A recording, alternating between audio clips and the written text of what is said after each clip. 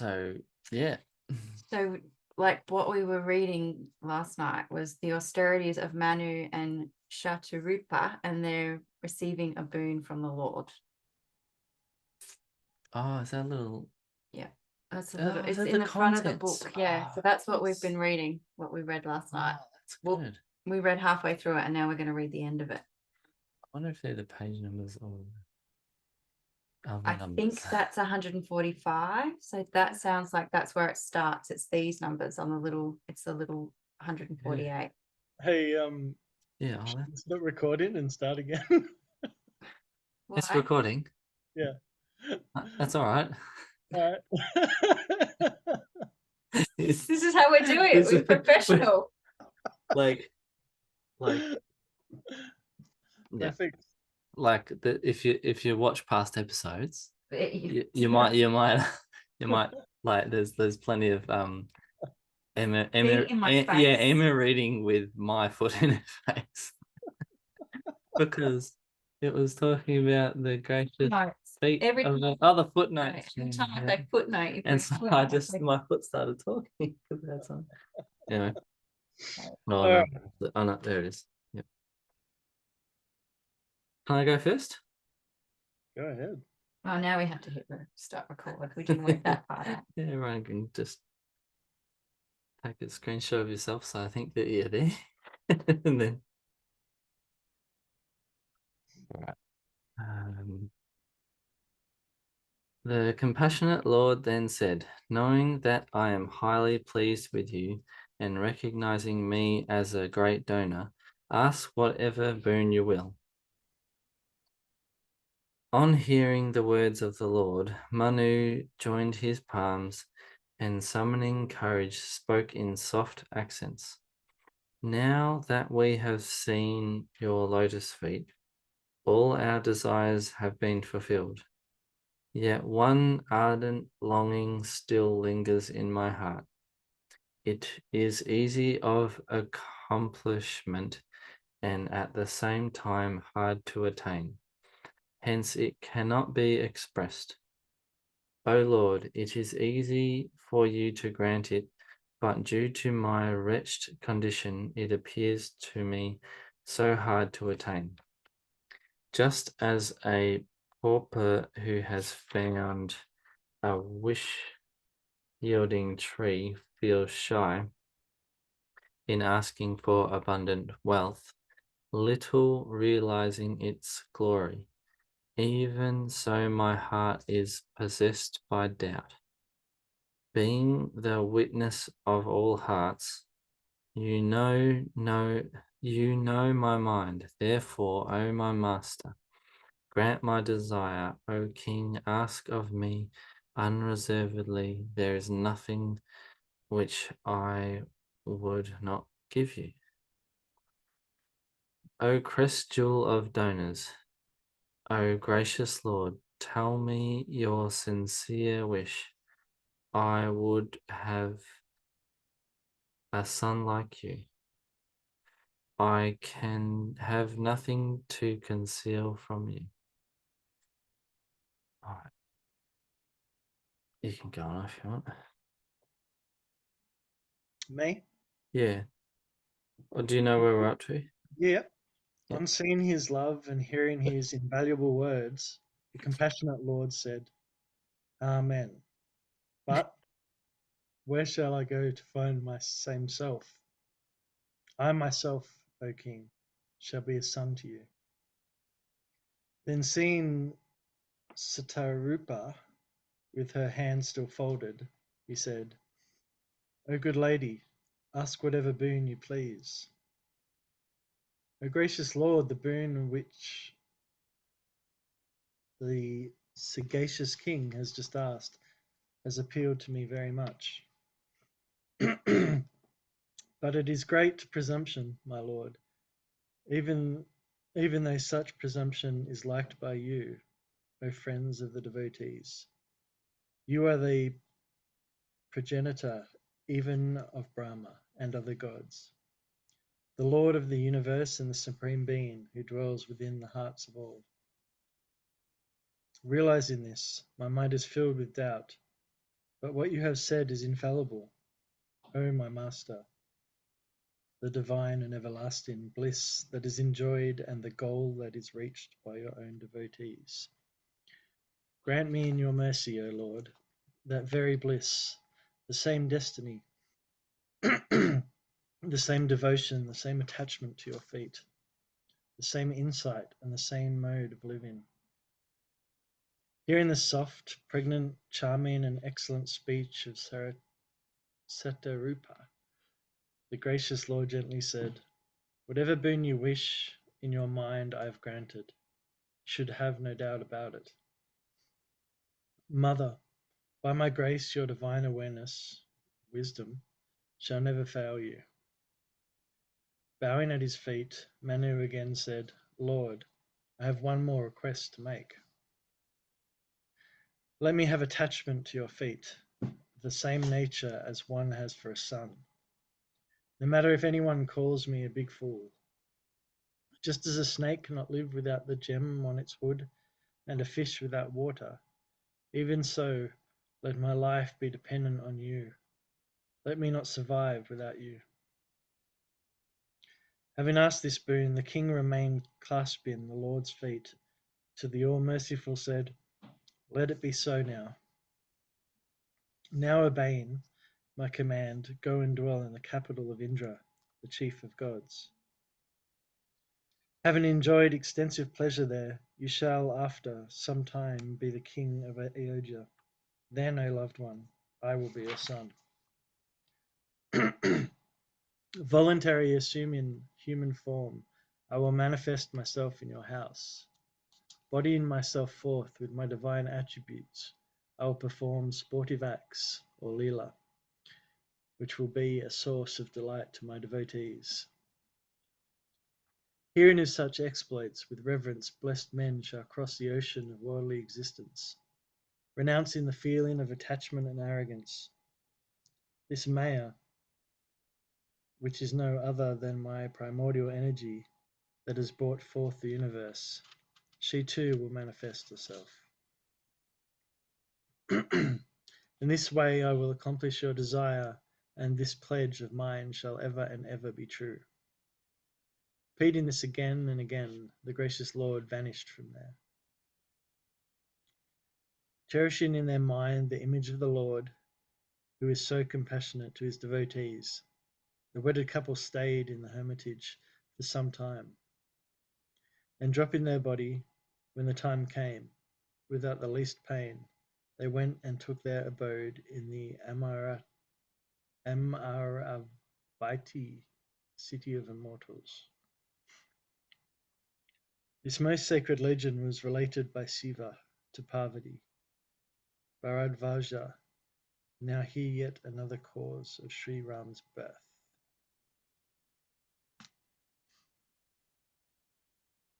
Next reader, please. Did you work out where we were up to? I just like to listen, so yeah, but like it's It should say on yours, pause 5. Pause Yep. for yeah. So and now apparently we're going into the story of King Prataparval.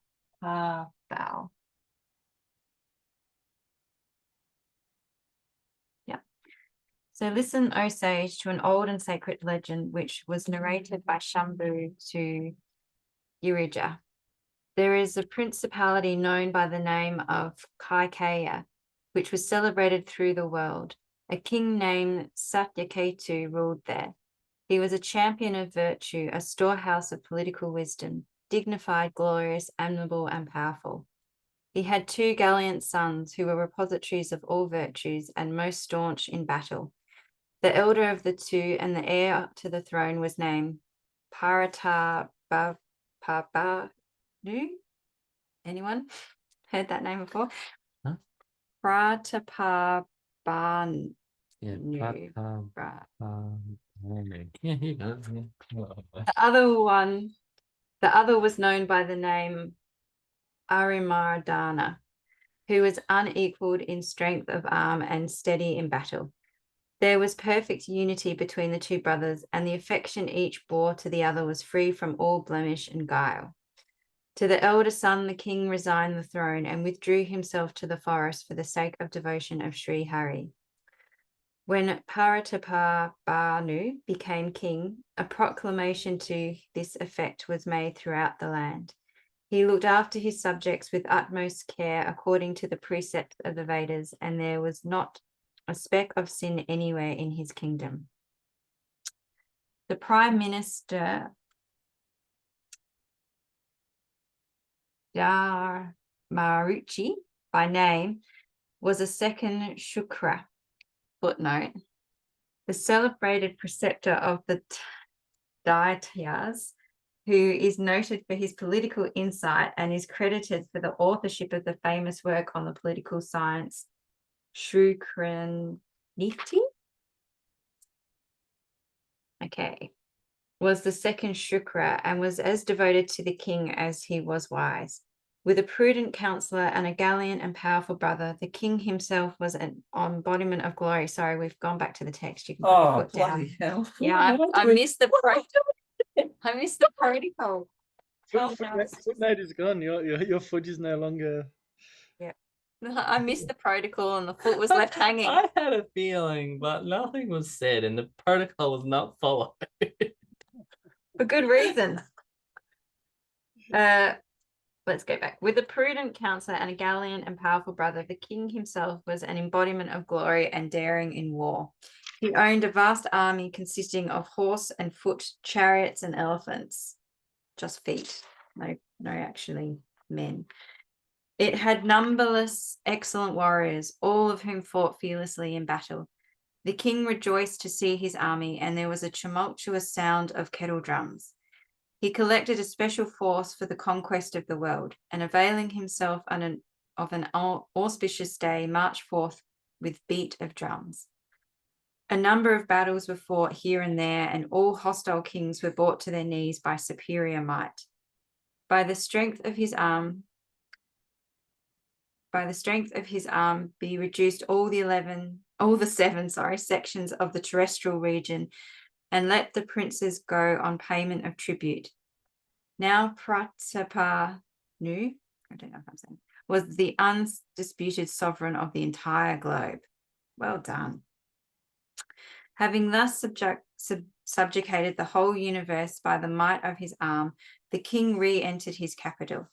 He devoted himself to the pleasures of wealth, religious practices, and sense gratification, etc., etc., etc., at the appropriate time. No, it does really say etc. So you can just chuck in whatever you want in there. Invigorated by King Pratapanu's might, the charming earth became a cow of plenty, as it were, yielded all one's coveted products. The people were happy and free from all sorrows, and both men and women were good-looking and virtuous. The minister, Dharmaruchi, was devoted to the feet of Sri Hari. In the interest of his royal master, he advised him on state policy every day. Preceptors, gods, saints, manes, and brahmanas, the king invariably served them all. Whatever duties have been enjoyed on a king in the Vedas, he gladly and devoutly performed. He bestowed gifts on various kinds every day and listened to the best scriptures, including the Vedas and the Puranas. In all holy places, he constructed many small and big wells and tanks, flower gardens and lovely orchards, dwellings for the Brahmanas, and beautiful temples of wonderful architecture. Whatever sacrifices have been enjoyed in the Vedas and the Puranas, the king devoutly performed each one of them 1,000 times. There was no seeking for any reward in his heart. The king was a man of great intelligence and wisdom. Whatever meritorious act he performed in thought, word, or deed, the wise king dedicated it to Lord Vasudeva, the all-pervading God Vishnu. Equipping himself with all the outfitting of hunting, the king mounted a gallant steed one day and entering the dense forest of the Vindhya range, killed many a sacred deer. While ranging in the wood, he espied a wild boar. It looked as if with the moon in his mouth, the demon Rahu had hid in the forest. The orb was too large to be contained in the mouth, yet in his rage he would not disgorge it. Thus have I chosen to portray the beauty of the frightful tasks of the boar. While its body too was of an enormous size and bulk, growling at the tramp of the horse and pricking up its ears, it gazed with a startled look. On seeing the huge boar, which resembled a purple mountain peak, the king whipped the horse and advanced rapidly, challenging the boar at the same time and saying it could no longer escape. When it saw the horse coming on with a great noise, the boar took to flight swift as wind. The king lost no time in fitting the arrow to his bow, and the boar crouched as soon as it saw the shaft. The king discharged the arrows, taking a steady aim each time, but the boar saved itself by its willingness. The beast rushed on, now hiding and now emerging into view, while the king, in much excitement, followed closely on its track. The boar went afar into a dense thicket which was impenetrable by horse or elephant. Even though the king was all by himself and was faced with untold hardships in the forest, still he would not abandon the chase. Seeing the king so determined, the boar slunk away into a deep mountain cave. When the king perceived that there was no access to the cave, he had to return much disappointed, and what was worse, he lost his track in the great forest. Exhausted with much exertion and oppressed by hunger and thirst, the king.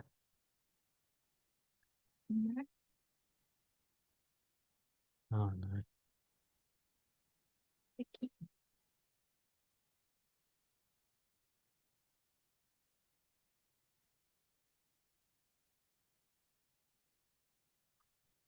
Yeah. Exhausted with much exertion and oppressed by hunger and thirst, the king and his horse kept searching for a stream or pond and almost fainted for want of water. While wandering in the forest, he espied a hermitage. In that hermitage dwelt, in the disguise of a hermit, a monarch who had been despoiled of his kingdom by Pratapabhanu, and who had run away from the field of battle, deserting his army. Knowing that the time was propitious for Pratapabhanu and most unfavorable to his own self, He felt much disgusted at heart and refused to return home. And he was too proud to come to terms with the victor. Suppressing the anger in his own heart, the ex-king lived in the forest like a pauper in the garb of an anchorite. It was to him that King Pratapabhanu went, and he, for his part, immediately recognized that the newcomer was no other than Pratapabhanu. Overcome by thirst, the latter, however, could not recognize the ex-king. Perceiving his holy garb, Pratapabhanu took him to be a great sage, and getting down from his horse, made obeisance to him. The king was, however, too astute to disclose his name. Seeing King Pratapabhanu thirsty, he showed him a good lake, and the king was well, and his horse gladly bathed in it and drank from it.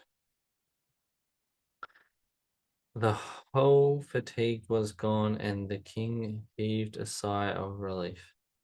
The hermit thereafter took him back to his hermitage, and perceiving that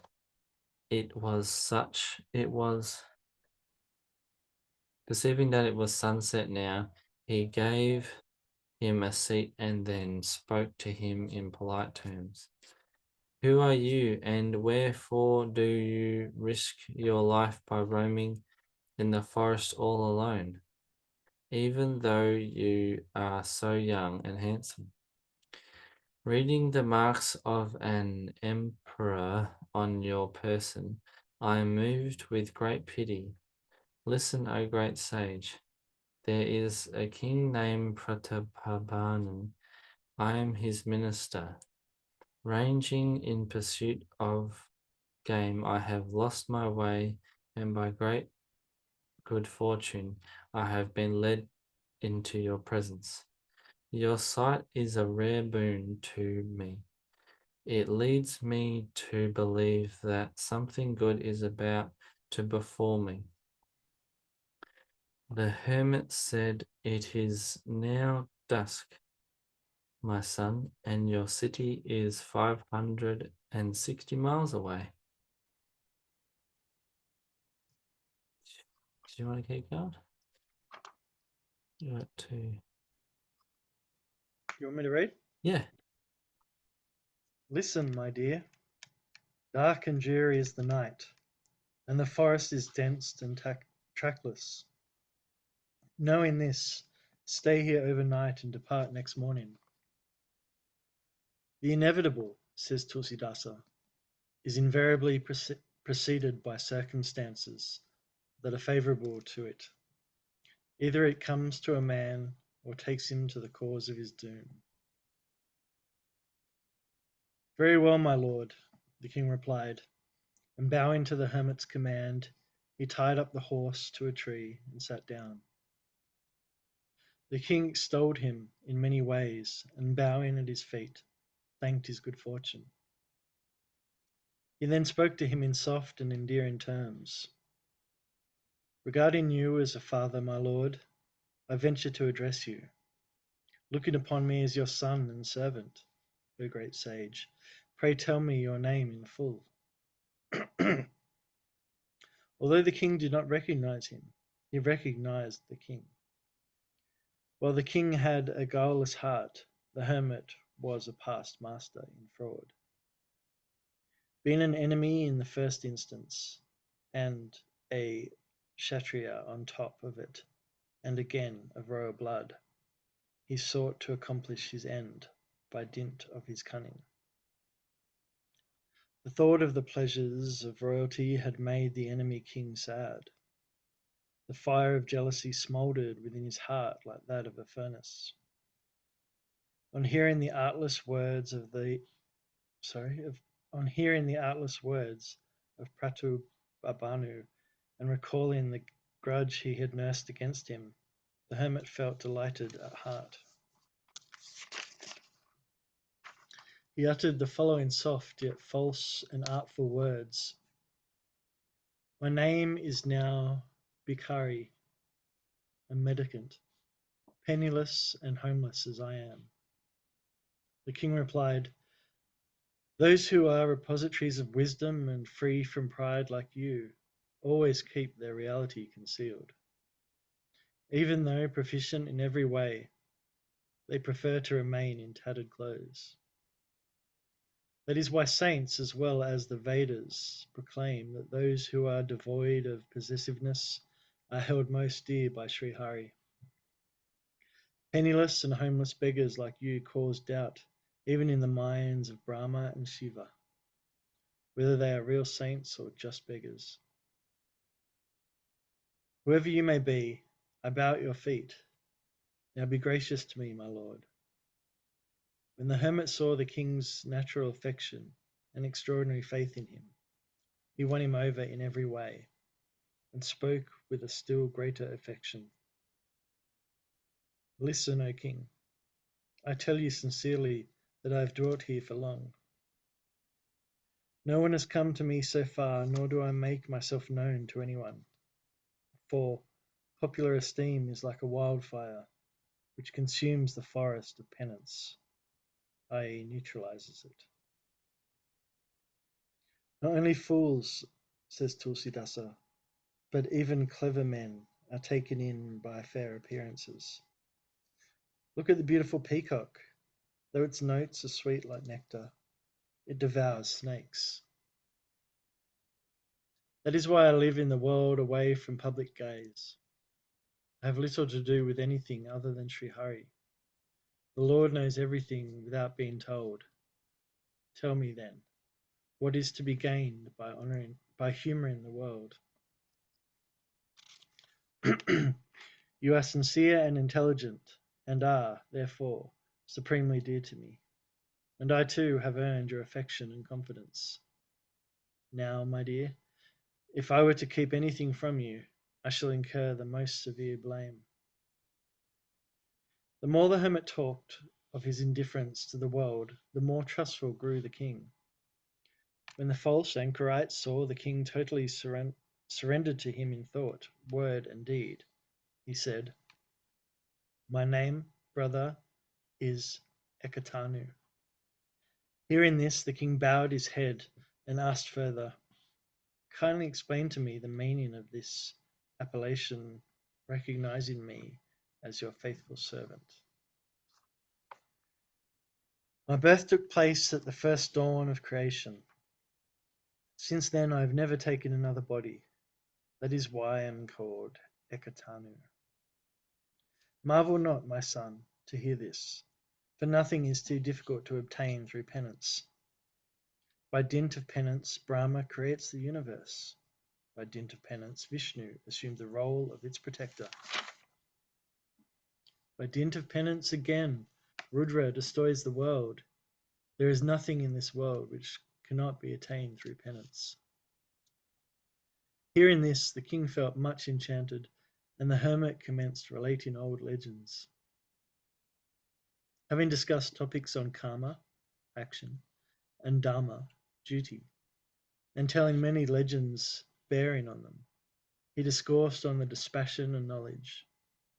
And he further related at length countless marvelous stories connected with the creation, maintenance, and dissolution of the universe. Hearing all this, the king completely yielded to the influence of the hermit, and then proceeded to tell him his real name. Said the hermit, O king, I know you. Even though you tried to deceive me, I appreciate this move on your part. O king, the political maxim is that kings should not disclose their name in all cases. And when I thought of your political shrewdness, I conceived great love for you. Your name is Pratabhanu, King Satyakshita Ketu was your father. O king, by the grace of my preceptor, I know everything. But foreseeing my own harm, I do not tell anyone. When I saw your natural straightforwardness, affection, faith, and political wisdom, I conceived a spontaneous affection for you. And that is why I told you my own story on your asking. I am now pleased. Doubt not, ask what you will, O king. Hearing these agreeable words, the king rejoiced, and, clasping the hermit's feet, supplicated to him in many ways. O gracious sage, by your very sight I have within my grasp all the four ends of human existence, i.e., religious merit, wealth, enjoyment, and final beatitude. Yet as I see my Lord so gracious, I would ask a boon which is impossible to attain otherwise, and thereby overcome sorrow. Let my body be free from old age, death, and suffering. Let no one vanquish me in battle, and let me enjoy undisputed sovereignty over the globe for 100 kalpas, repetitions of creation, and let me have no enemies. Said the anchorite, so be it, O king, but there is one difficulty. Hear that too. Even death shall bow his head at your feet, much more so those who are subject to death. The only exception shall be the Brahmanas, O ruler of the earth. The Brahmanas are ever powerful by virtue of their penance. No one can deliver from their wrath. If you can subjugate the Brahmanas to your will, O king, even Brahma, Vishnu, and the great Lord Shiva shall be at your command. Might is of no avail against the Brahmanas. With both arms raised to heaven, I tell you this truth. Listen, O king. If you can escape the Brahmana's curse, you shall never perish. Hearing his words, the king rejoiced and said, My lord, I shall no longer die. By your grace, O benevolent master, I shall be blessed at all times. Amen, said the false anchorite, and added with a crafty intent, If you tell anyone about my meeting with you and your straying away, the fault shall not be mine. I warn you, O king, because great harm shall befall you if you relate this incident to anyone. If this talk happens to reach a third pair of ears, I tell you the truth, you are doomed.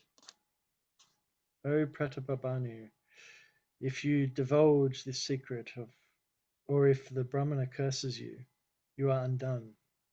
In no other way shall you die, even if Sri Hari and Shankara get angry with you. It is true, my lord, said the king, clasping the hermit's feet. Tell me, who can deliver from the wrath of the Brahmanas or spiritual preceptor? The guru can save one even if one has evoked the wrath of Brahmana. Oh, sorry, evoked the wrath of Brahma.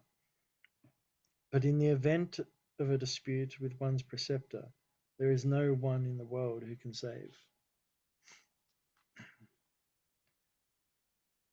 If I do not follow your advice, let me perish.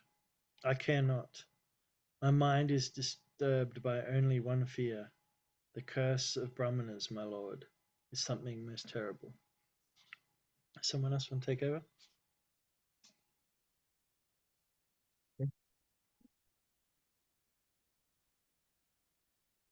How shall I be able to win over the Brahmanas? Kindly tell me that too. I see no friend other than you, my gracious lord. Listen, O king, there are various expedients in this world, but they are hard to accomplish and are of doubtful issue besides. Of course, there is one very simple device, but that too involves one difficulty. Its contrivance depends on me, but my going to your city is out of the question. Ever since I was born, I have never been to anybody's house or village so far. And if I do not go, I will be a misfortune for you. I am therefore in a dilemma today. Hearing this, the king replied in a polite language, My lord, there is a maximum laid down in the Vedas. The great show kindness to the small. The mountains always bear tiny blades of grass on their tops. The fathomless ocean carries floating foam on its breast, and the earth ever bears dust on its bosom. Saying so, the king clasped the hermit's feet and said, Be gracious to me, my master. You are a saint, compassionate to the humble. Therefore, my lord, take this trouble on my behalf. Knowing that the king was completely under his influence, the hermit, who was clever at deception, said, Listen, O king, I tell you the truth. For me in this Liar, pants on fire. for me in this world there is nothing hard to obtain. I will surely accomplish your object, devoted to you as devoted as you are in thought, word, and deed to me. The power of yoga, contemplation, planning, penance, and mystic formulas works only when secrecy is maintained about them. O king, if I cook food and you serve it, and if nobody comes to know me, whoever tastes the food so prepared shall become amenable to your orders. Again, I tell you, whosoever dines at the house of such people shall, O king, be dominated by your will. Go and operate this scheme, O king, and take this vow for a whole year. Every day invite a new set of 100,000 brahmanas with their families. That's a lot to cook for.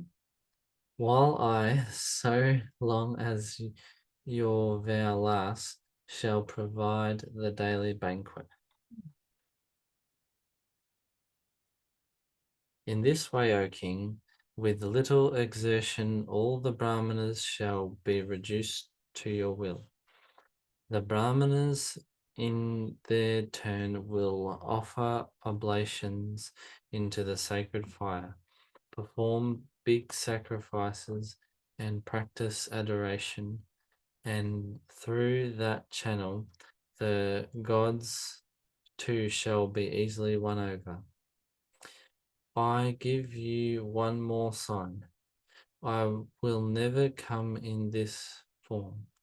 By my delusive power, O king, I will carry off your family priest and, making him just like myself by dint of my penance, I will keep him here for the year, while I, O king, will take this for his form and manage everything for you. The night is far gone, so you had better retire now. On the third day, we will meet again. By my potential power, I will convey you home, both you and your horse, even while you are asleep. I will come in the form I have told you, and you will recognize me when I call you aside and remind you all of this. The king went to sleep in obedience to the hermit. while the counterfeit sage returned to his own seat and sat down there. Deep sleep came upon the weary monarch, but how could the other fellow sleep? But how could the other fellow sleep, distracted as he was with anxiety? The demon Kalaketu made his appearance there. It was he who had assumed the form of a boar and led the king astray. A great friend of the hermit king, he was skilled in manifold ways of deceit. He had 100 sons and 10 brothers, who were great villains, invincible and annoying to the gods. Seeing the Brahmanas, saints, and gods in distress, the king had already killed them all in battle. Recalling the old grudge, the wretch conspired with the hermit king and contrived a plot for the extermination of the enemy. But as fate would have it, the king knew nothing of it. That's what he did. Yep. That's great. A spirited foe, even though left alone, should not be lightly regarded. The demon Rahu, footnote, according to the Hindu belief, a solar or lunar eclipse takes place only when in the astral plane, the demon Rahu, a sworn enemy of both the sun god and the moon god, devours the one or the other either wholly or partly.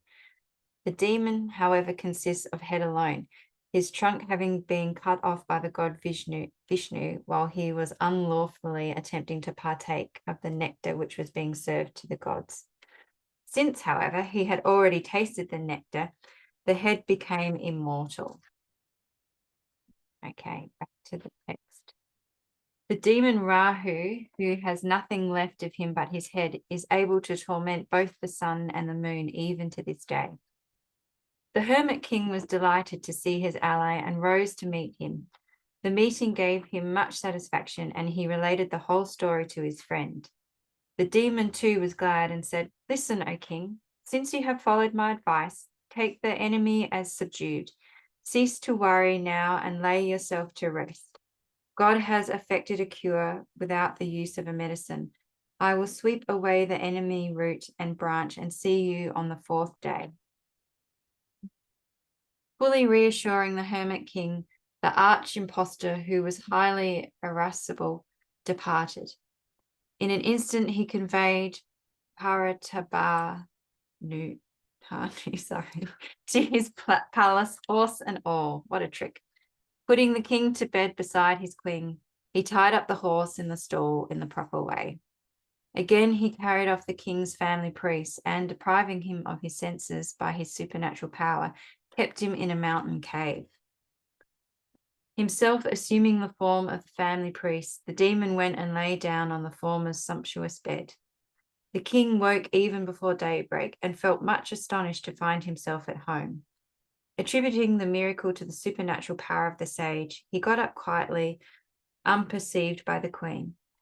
Mounting the same horse, he rode off to the woods without any man or woman of the city knowing it. When it was midday, the king returned. There was rejoicing and festal music in every house. When the king saw his family priest, he looked at him in amazement, recollecting the object he held so dear to his heart. The interval of 3 days hung heavy on the monarch as an age. His mind began being set on the feet of the false anchorer.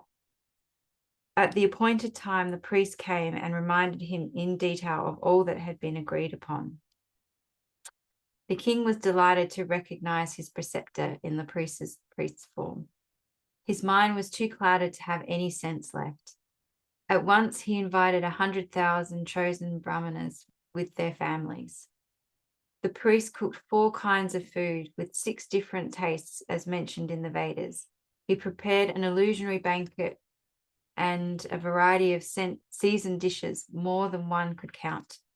Dressing the flesh of a variety of animals with wretch mixed with it and cooked flesh of brahmanas. Wow, that sounds like a dish. All the invited brahmanas were then called for the dinner. Their feet were duly washed and they were respectively shown to their places. The moment the king began to serve the food, a fictitious voice from heaven, raised by the demon Kalaketu himself, said, "Up, up, brahmanas, and return to your homes. Taste not this food, it is most harmful. The dishes include the flesh of the brahmanas."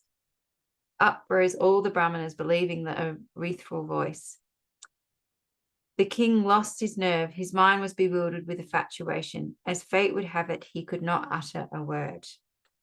Then exclaimed the brahmanas in wrath, "Regardless of consequences, O foolish king, go and take birth in the demon's form, you and all your family. O vile Kashtriya, inviting the brahmanas, you were out to ruin them with their families. But God has preserved our sanctity. It is you and your race that are undone. In the course of a year you shall perish, and not a soul shall be left in your family to offer water to gratify your spirit." Hearing the curse, the king was sore stricken with fear. Again a voice was heard from heaven.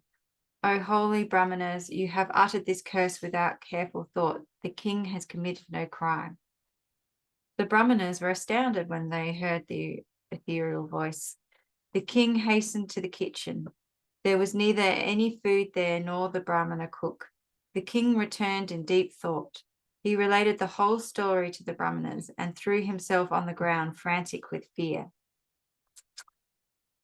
"Even though you are guiltless, O king, what is inevitable fails not. A brahmana's curse is very terrible. No amount of effort can counteract it." I don't know if you want to know this, but now we're moving into the story of the birth of Ravana and his brothers, their austerities, opulence, and tyranny. Yeah, that is very awesome. Actually, thank you. This is what we're moving into now. Yeah. Okay. So saying all the brahmanas dispersed. When the people of the city received the news, they were much perturbed and began to blame Providence, who had begun upon a swan and produced a crow instead. Conveying the priest to his house, the demon Kalaketu communicated the tidings to the hermit. The wretch, in his turn, dispatched letters in all directions, and a host of princes hastened with their troops, martially arrayed, and beating their kettle drums, beleaguered the city. Every day battles were fought in diverse forms. All his champions fought valiantly and fell, and the king with his brother bit the dust. Not one of Satyaketu's family survived. A brahmana's curse can never fail. Having vanquished the foe and re-inhibiting the city, all the chiefs returned to their own capitals, enriched with victory and fame. Listen, O Bharadvaja, who's, I don't know, Bharadvaja. Yeah, I'm terrible at these names. Bharadvaja. Whosoever incurs the displeasure of heaven, for him a grain of dust becomes vast as Mount Meru. A father becomes frightful as Yama, the god of death, and every rope a snake. O sage, in due time I tell you, this king with his family was born as a demon. He had 10 heads and 20 arms. His name was Ravana. He was a formidable hero. The king's younger brother, Aramadana by name, became the powerful Kumbhakarna. His minister, who was known as Dharmaruchi, became Ravana's younger half-brother, Vishnu by name, who is known to the whole world as a devotee of God Vishnu and a repository of wisdom. And the king's sons and servants, they were born a fierce demon crew. These wretches could take any shape they liked and belonged to the various orders. They were all wicked, monstrous, and devoid of sense, and were ruthless, bloody and sinful. They were a torment to all creation beyond what words can tell. Even though they were born in the incomparably pure and holy line of the sage Pulastya, yet on the account of the Brahmana's curse, they were all embodiments of sin. All the three brothers practiced austerities of various kinds, terrible beyond all description. Seeing their penance, the Creator drew nigh and said to the eldest of them, "Ask a boon, dear son." The 10-headed Ravana suppliantly clasped his feet and addressed to him the following words: "Listen, O Lord of the universe. My prayer is that I should die at the hands of none save monkeys and men. So be it. You have done great penance. This was the boon Brahma and I granted to him," said Shiva. The Creator then approached Kumbhakarna and was astonished to see his gigantic form. Brahma said to himself, "Should this wretch have his daily repast, the whole world will be laid waste." So Brahmana directed Sharada, who changed his mind. Accordingly, the demon asked for continued sleep, extending over 6 months. That's our favorite. That's what we would ask for. 1 day on earth and 6 months of sleep. Last of all, Brahma went to Bhavishana and said, "Ask a boon, my son." He asked for pure love for the lotus feet of the Lord. Having granted them boons, Brahmana went away while they returned to their home rejoicing. The demon Maya had a daughter, Mandodari by name, who was exceedingly beautiful, a jewel of womankind. Maya bought and made her over to Ravana, knowing that the latter was going to become the lord of demons. Delighted at having obtained such a good wife, Ravana next went and married his 2 brothers, not to each other, probably to some other women. On a 3-peaked mountain called Trikuta, in the middle of the ocean, there stood a very large fortress built by Brahmana himself. The demon Maya, who was a great architect, renovated it. It contained numberless palaces of gold and jewels and was more beautiful and charming than Bhogavati, the capital of Patala, the nethermost region in the core of the globe. The city of serpents, and Amravati, the capital of Indra, the lord of paradise. It was known throughout the world by the name of Lanka. The ocean surrounded it on all sides as a very deep moat. It had a strong fortification wall built of gold and jewels, and the architectural beauty of which defied description.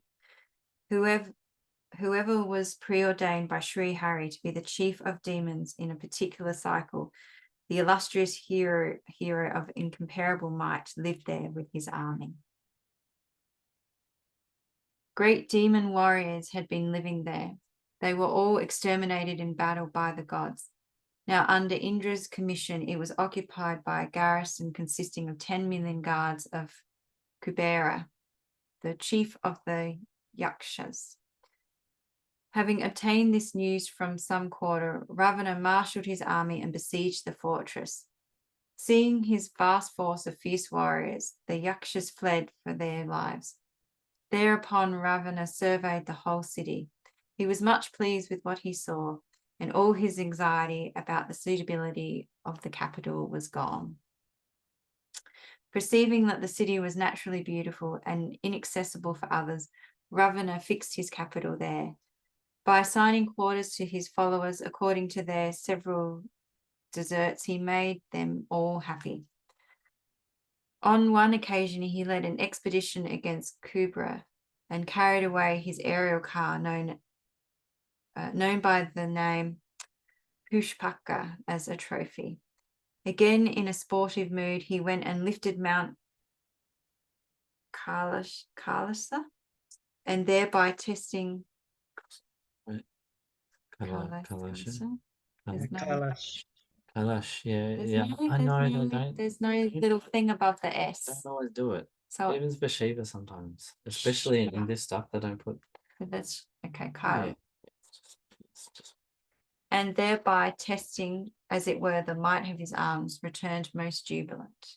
Someone else want to read?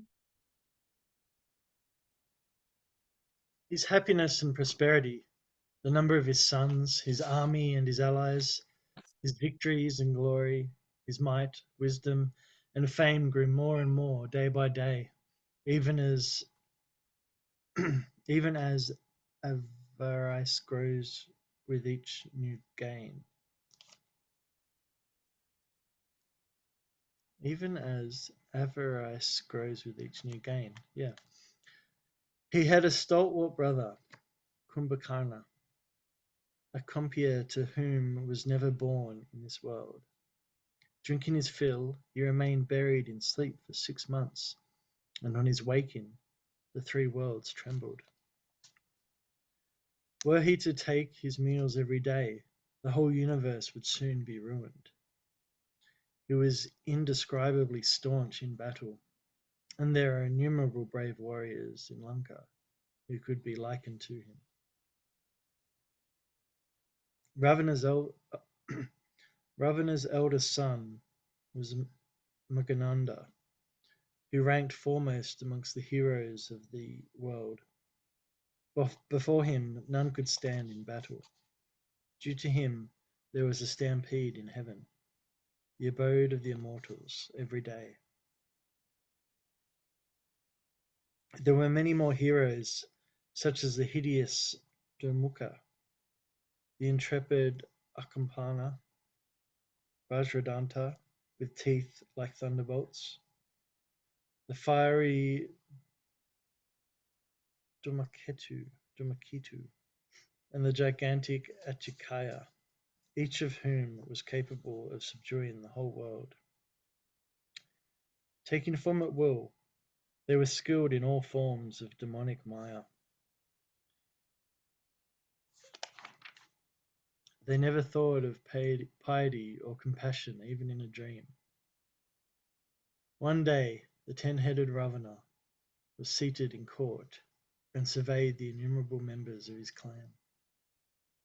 Hosts of sons and grandsons, relatives, servants, troops of demons, more than anyone could count. On seeing his army, the naturally proud Ravana spoke words full of wrath and arrogance.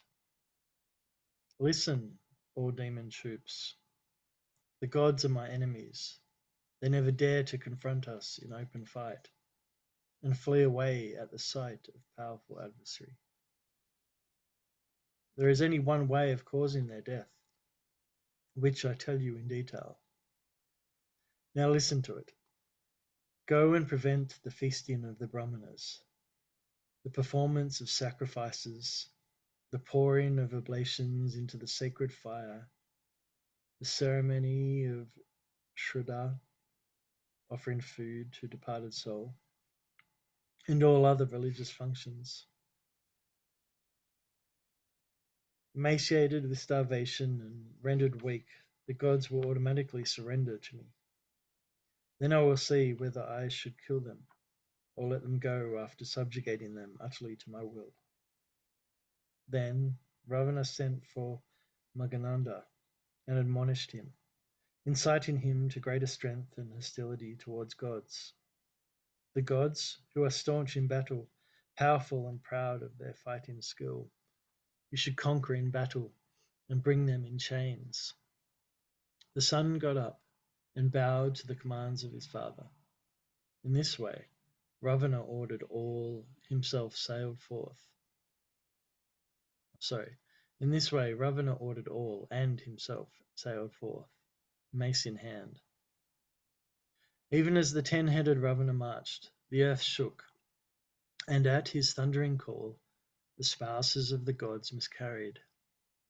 Hearing of Ravana's angry approach, the gods themselves sought the caves of Mount Samiru.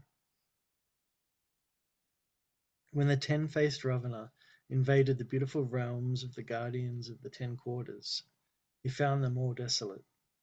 Again and again he roared loudly like a lion, and challenging the gods to battle, scoffed at them. Mad with lust of blood, he traversed the whole world in search of a worthy combatant, but nowhere could he find any. The sun god, the moon god, the wind god, the god of water, the gods of wealth and fire, the gods of time and death, and all other gods entrusted with the governance of the world.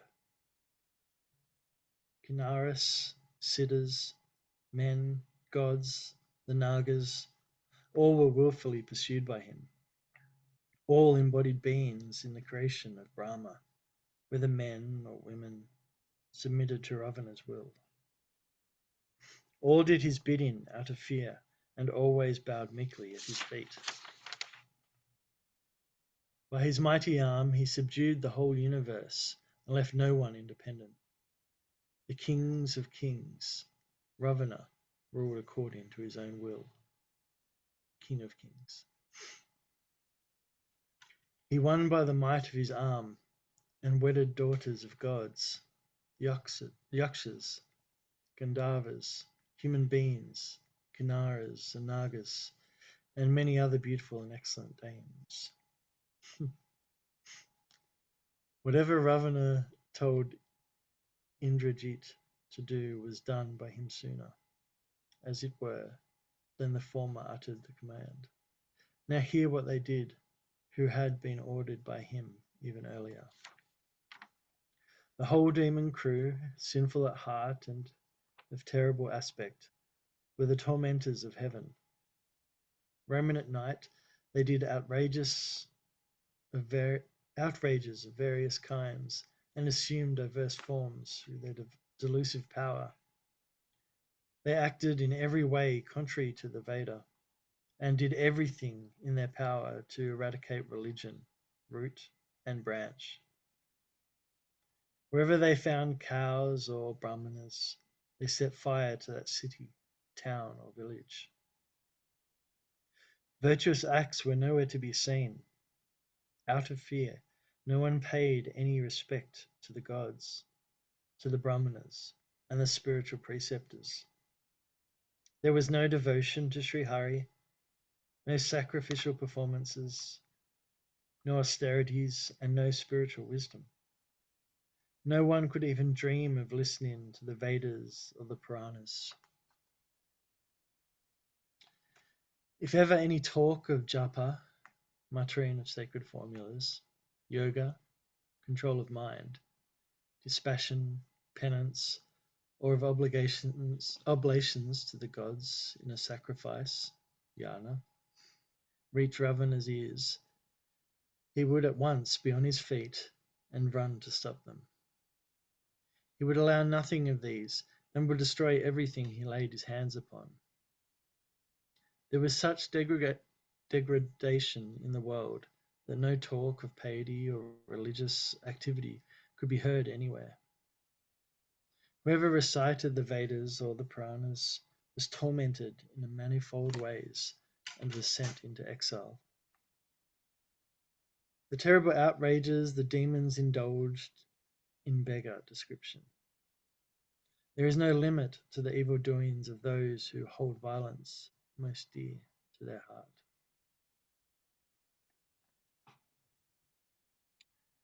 Yeah. Do you So I was going to say, do you mind if I press pause for a minute? What were you going to say? I was going to say, well, that's it. Now the stage is set.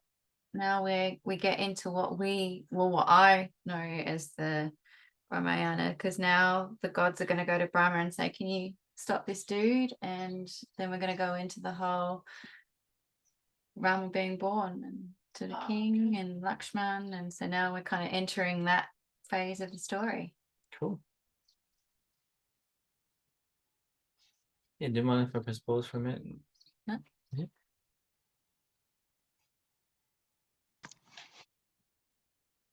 Right, we're back. Wow. I was going to suggest when you read out the contents thing, that was awesome.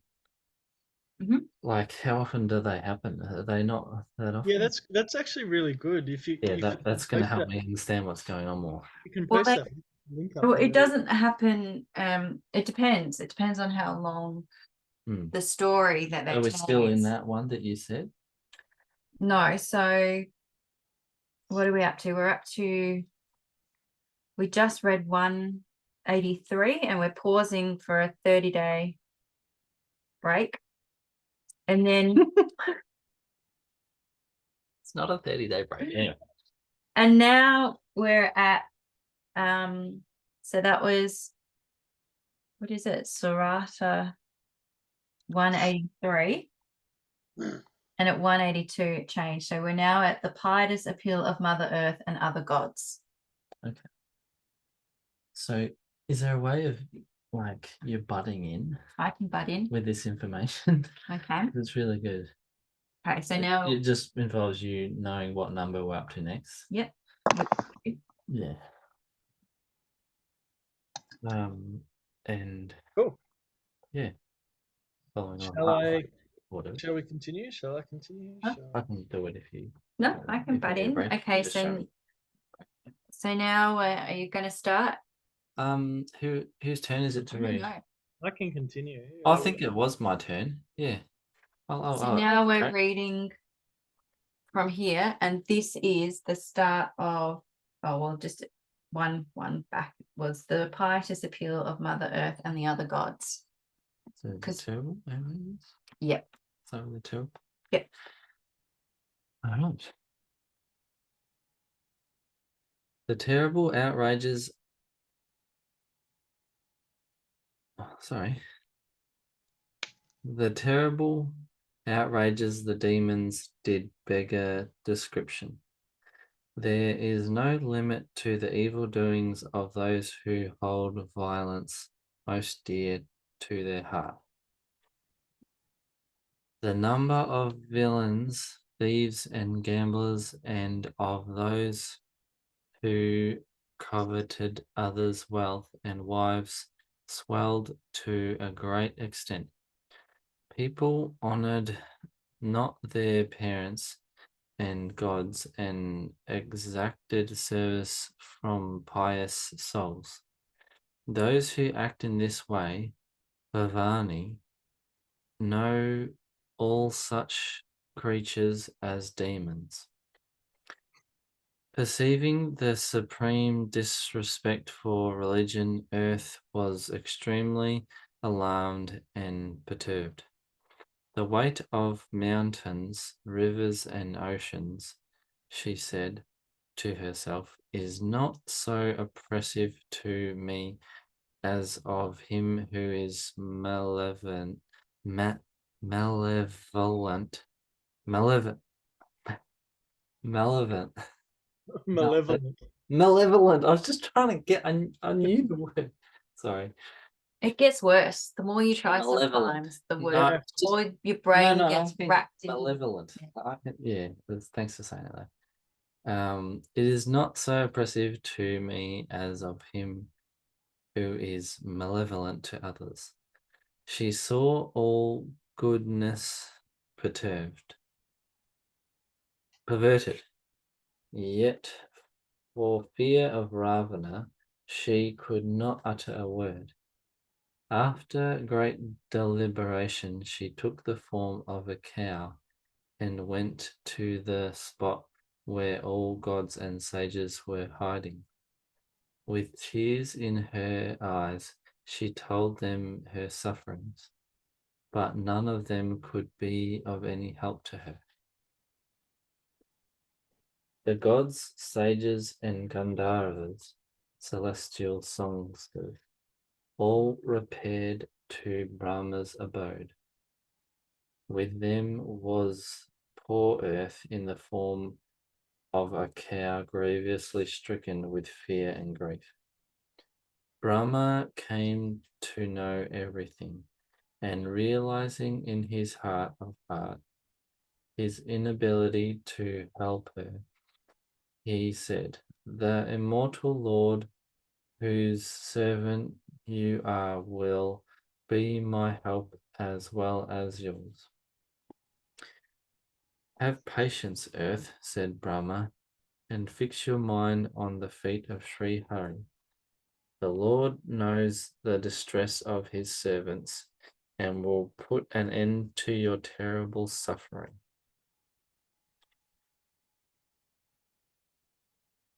All the gods sat in council.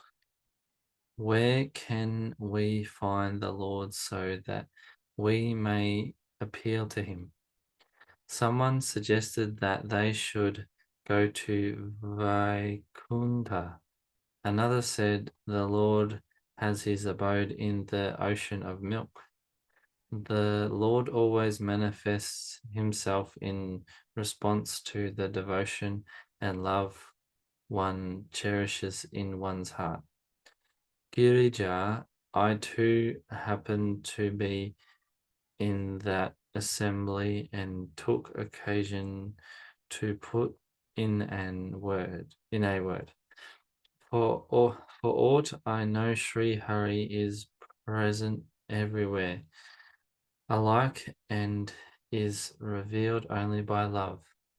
Tell me any place, time, or quarter of the heaven where the Lord is not. Having taken the form of all creation, both animate and inanimate, he is yet destitute of everything and passionless. He is revealed by love, even as fire is manifested by friction. My words found favor with all, and Brahma applauded me, saying, well said, well said. And now we're up to the section where the Lord's compassion on them. No, keep going. No, I don't want to go. Oh. You don't have to go. Except for Separate, the go. other show. Did you want to go, Sarah? No. I don't mind. Brahma was glad at heart to hear my words. The hair on his body bristled, and tears flowed from his eyes. Recovering himself, the stable-minded Brahma folded his hands and prayed, Glory, all glory to you, O Lord of immortals, O delight of the devotees, O protector of the suppliant, O benefactor of cows and of brahmanas, O slayer of demons, O beloved consort of Lakshmi, daughter of the ocean. Glory to you, O guardian of gods and the earth, mysterious are thy ways. Their secret is known to none. Let him who is benevolent by nature and compassionate to the humble shower his grace on us. Glory, all glory to the immortal Lord Mukunda, the bestower of salvation and love, who resides in the hearts of all, is supreme bliss personified, who is omnipresent, unknowable, and supersensuous, whose acts are holy, and who is beyond the veil of Maya, illusion.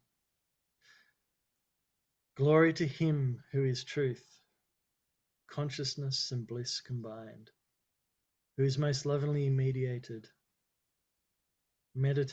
upon day and night, and whose glories are sung by multitudes of sages who are full of dispassion and entirely free from infatuation.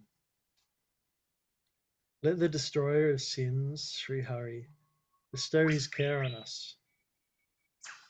He who brought forth the threefold creation, that which is dominated by Sattva, Rajas, and Tamas, gods, men, and demons, single-handed without anyone's assistance.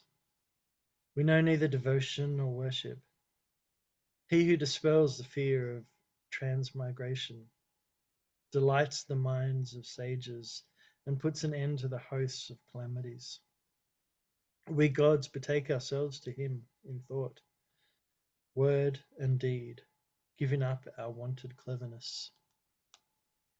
The Lord, who is known neither as Sarasvati nor to the Vedas, nor again to Sisa, the serpent god, nor to any of the sages who, as the Vedas proclaim, loves the lowly. Let him take pity on us. The sages, siddhas, class of celestial, naturally endowed with supernatural powers, and all gods, grievously stricken with fear, bow at the lotus feet of the Lord who serves as Mandara for the churn in the ocean of worldly existence, who is charming in every way, who is an abode of virtue and an embodiment of bliss.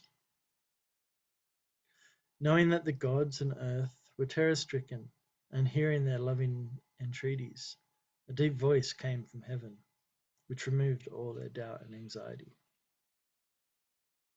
Fear not, O sages, Siddhas and Indra, the chief of gods. For your sake I will assume the form of a human being. In the glorious solar race I shall be born as a human being, along with my part manifestations. The sage Kasyapa and his wife Aditi did serve penance. To them I have already vouchsafed a boon.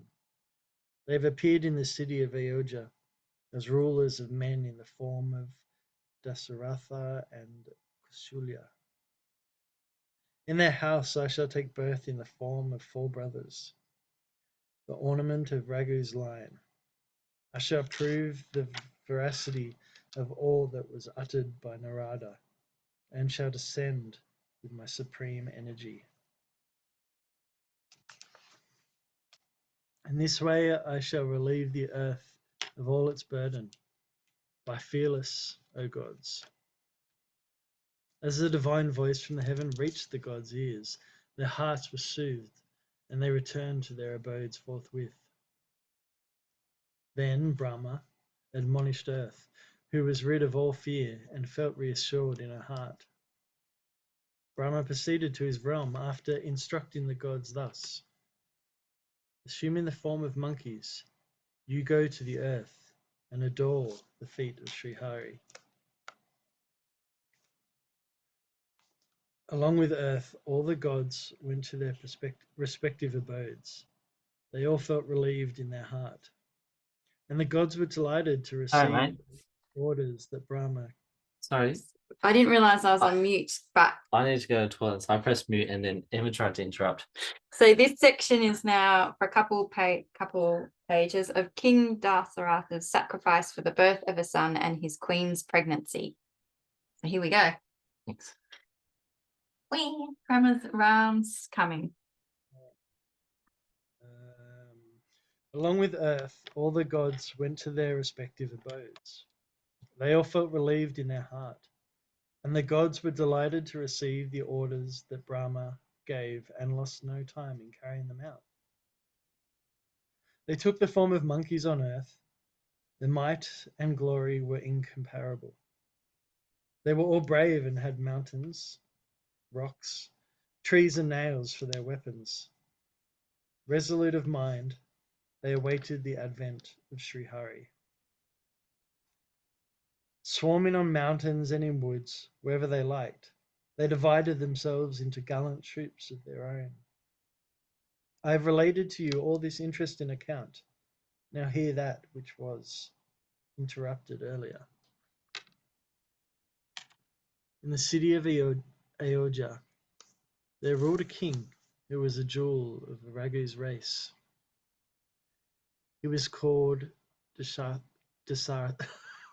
Now my tongue's not working. Asharata? Thank you. A name which is familiar in the Vedas. He was an epitome of virtue, a repository of good qualities, and a man of wisdom. He was a sincere devotee of God Vishnu, the wielder of the Shranga bow, and his mind was also set on him. Kausalya and his other beloved consorts were all of holy demeanor, humble and devoted to their Lord. They had a strong attachment to the lotus feet of Sri Hari. One day the king was sad and at heart that he had no son. He hastened to his preceptor's hermitage and, falling at his feet, made profuse entreaties. He told the Guru all his joys and sorrows. The sage Vasishta. Vasishta? No, I'm really struggling with the Sanskrit today.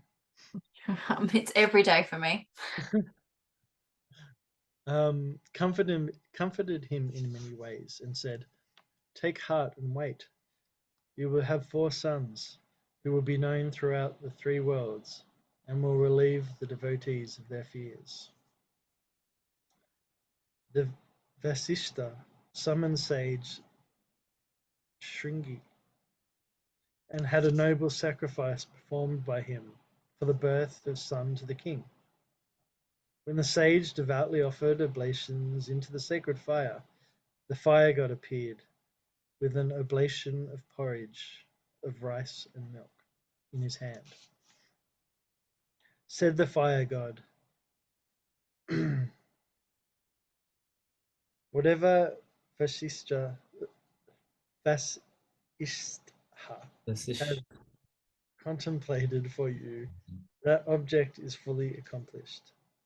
Take this oblation, O king, and distribute it among your queens in such proportions as you think fit." And now we're moving into the Lord's manifestation and the delightful nature of his childish sports. And this is a long section. what number does it go to? 203. Yeah, so it's one. Just So okay. it's 189, Doha 189 to Doha 203. So this is a long section about baby Rama. I've been watching it there's this Ramayana on YouTube, and it's like, Cartoon. no, like a real person one. Oh, yeah. And like I was watching Rama running around as a baby, and they blurred out his nuts. Like it's just like for about 10 minutes, it's just there's some song playing, and it's just Rama running around. So As soon as he can, it's like a baby. As soon as I can walk, he's running around the thing, and everyone's just so happy. And yeah, Love it. Yeah.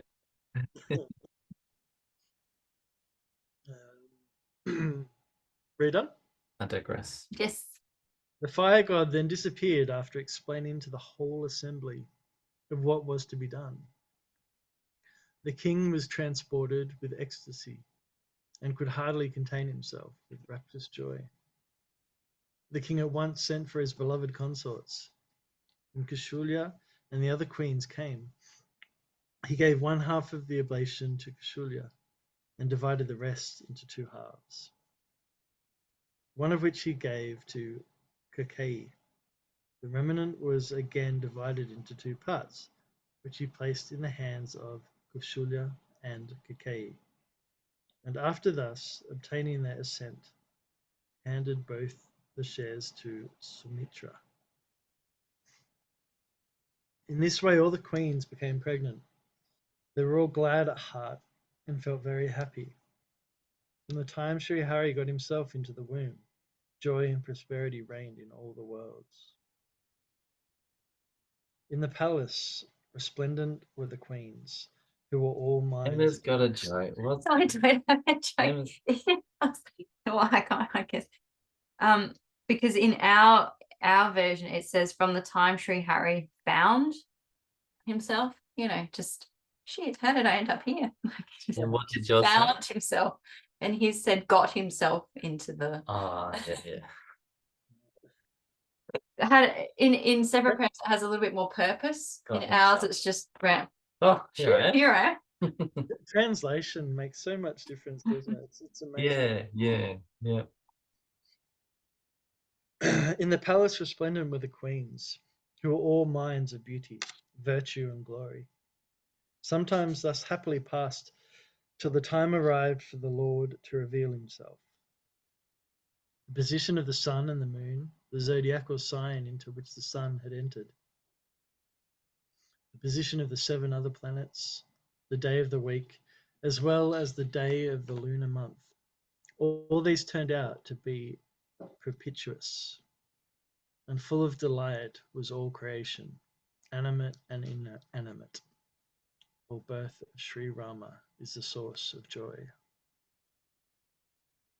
It was the 9th day of the bright half of the sacred month of Chaitra, approximately April.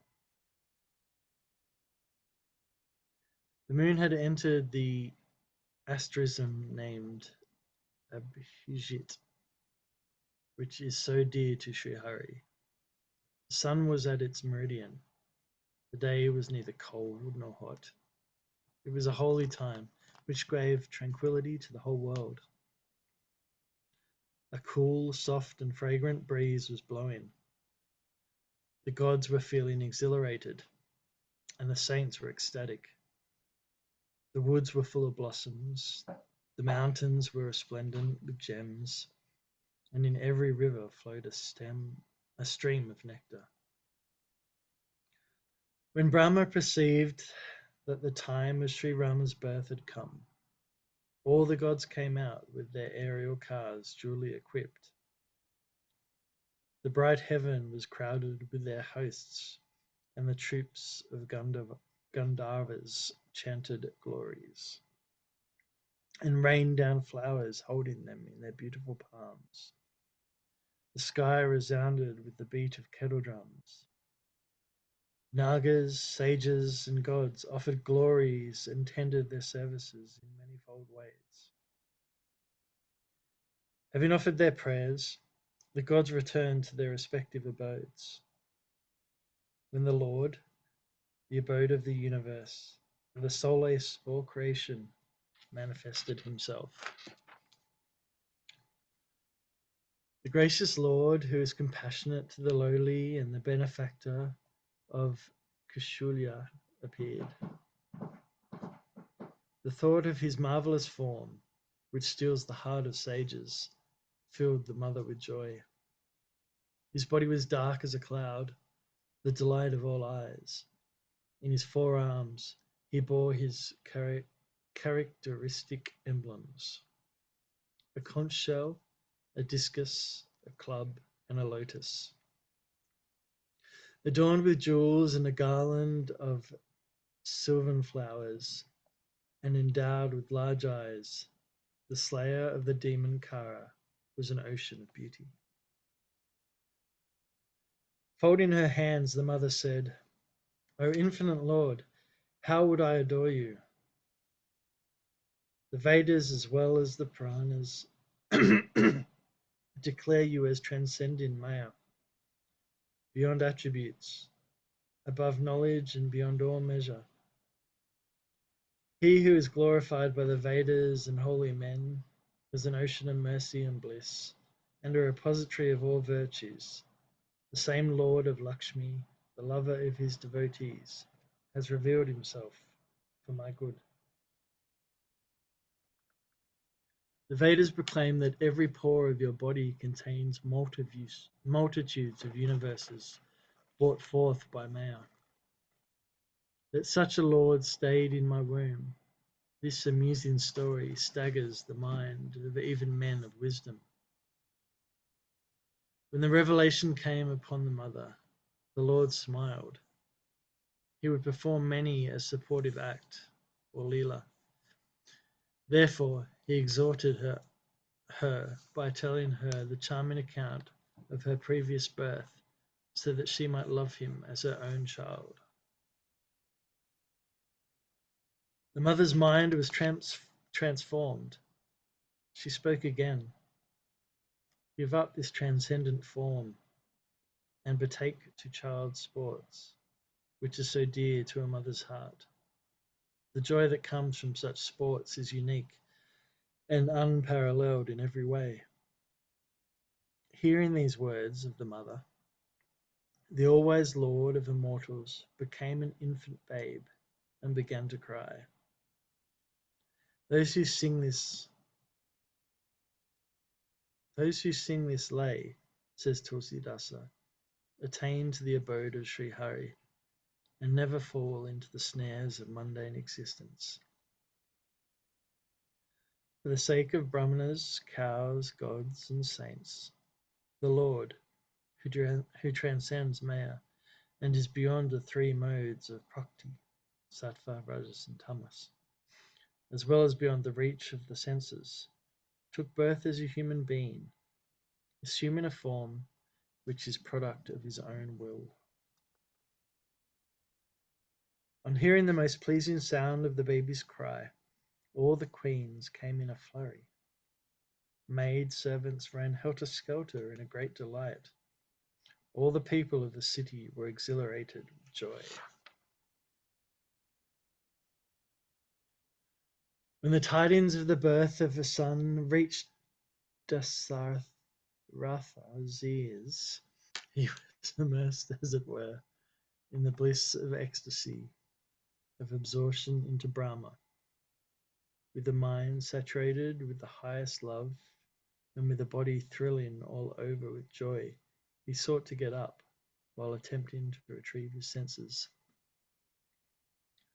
The same Lord, whose very name brings blessings with it, even as it reaches one's ears, has arrived at my house, he said to himself, and the thoughts filled his mind with supreme joy. Sending for musicians, he said, "Play your bands." The preceptor, Vasistha, was also summoned, and he called at the palace door with a host of brahmanas.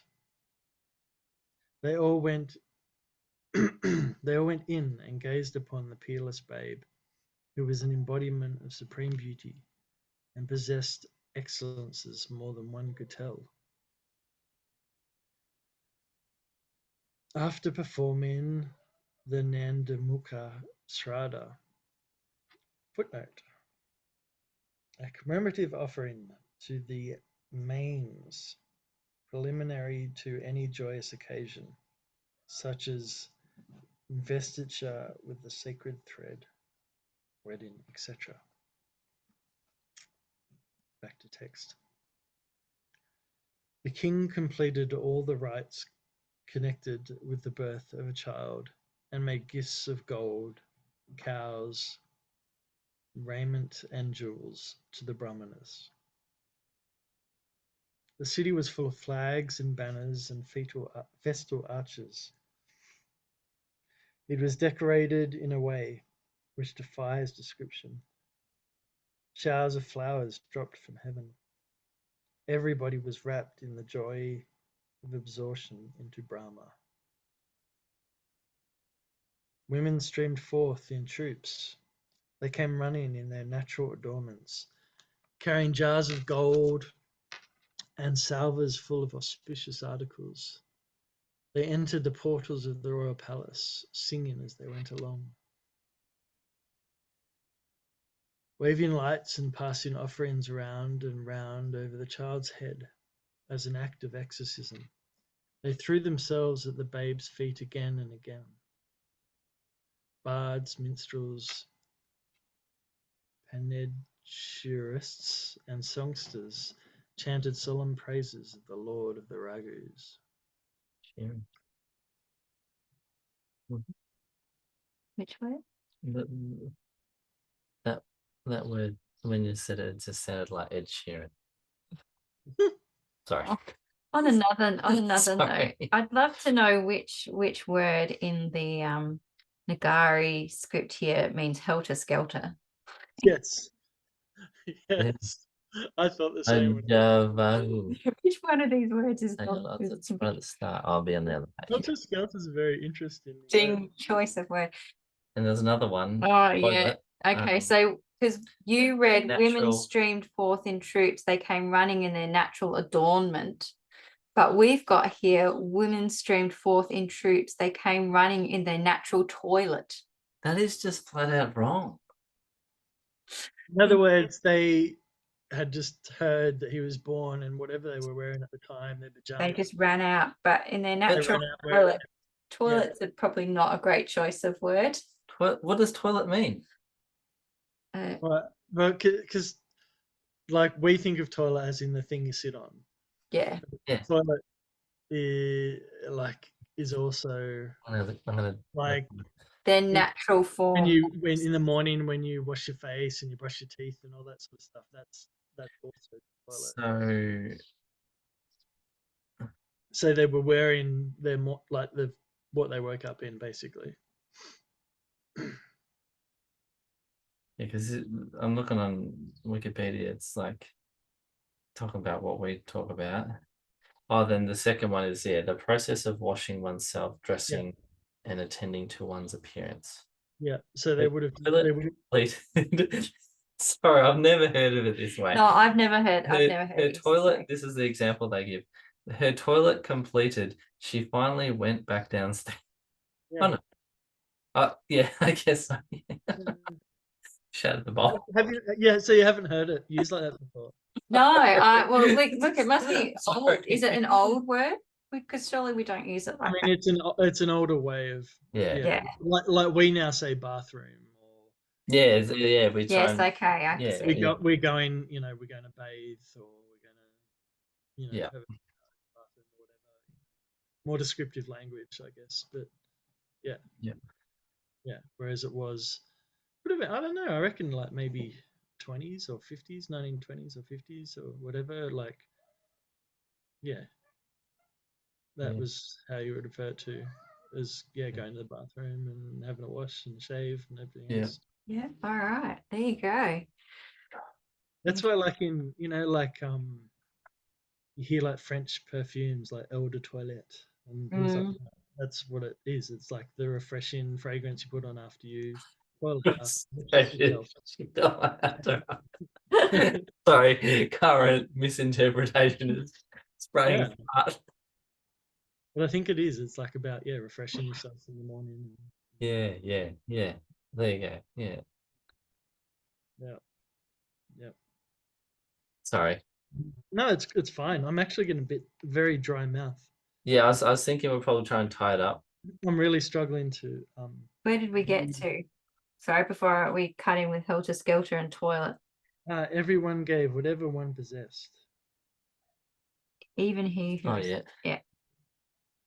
So maybe we just finish that one off. that up until 194. I don't know if it's Yeah. laid out the same as yours, but yeah.